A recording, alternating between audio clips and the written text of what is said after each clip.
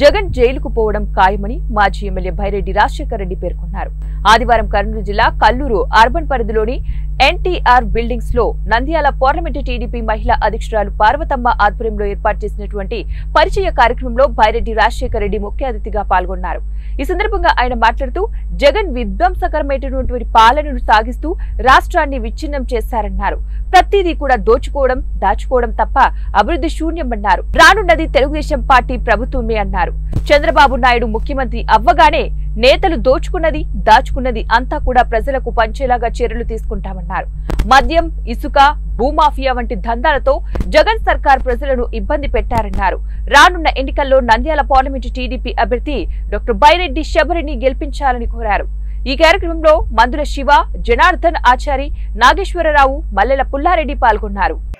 కరువు ఎక్కడ చూడు కరువే. ఈ కరువు మీద సమాధానమే లేదు. అసెంబ్లీలో చర్చలు లేవు. ప్రధానమంత్రి దగ్గరికి కరువును గురించి తీసుకుపోయింది లేదు. అంతా స్వార్థమే.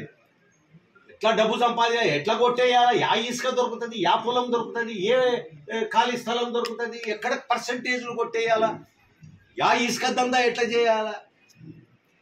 ఇప్పుడు మద్యము మామూలుగా మనం అన్నిటికీ మనము ఇది కొడుతున్నాం. మనము ఏది ఫోన్పే కానీ లేకపోతే డిజిటల్ పేమెంట్స్.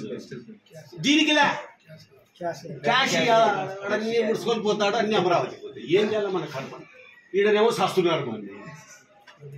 రకంగా ఉంది. ఈరోజు శబరమ్మ, డాక్టర్ శబరి ఆమెకు Nandyal parliament ticket Telugu Desam party ఇచ్చింది.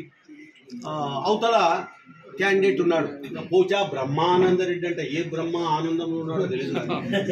ఈ 5 సంవత్సరాలు ఆయన గుడ్డగుండాడా, లేకపోతే ఎత్తుకుండాడా, లేకపోతే కర్రెకుండాడా, లేకపోతే ఎర్రకుండాడా, పొచ్చబడిందా, కొట్టబడి ఎవరికి తెలియదు. ఎట్టుంటాడు అంటే మాకు తెలియదు. ఎప్పుడైనా ఫోటోలన్నా చూసినామంటే తెలియదు.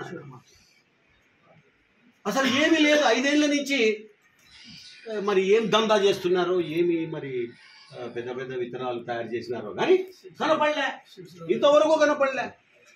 ఇది చాలా బాధాకరమైనటువంటి విషయం.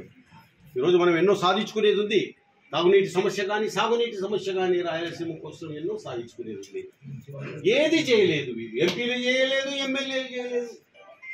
నేను ఒకటే అడుగుతా జగన్మోహన్ రెడ్డి గారిని, ఎమ్మెల్యేలకు అసలు ఎన్నిసార్లు ఇంటర్వ్యూ ఇచ్చినాడో ఈ 5 ఏళ్ళలో చెప్పమని.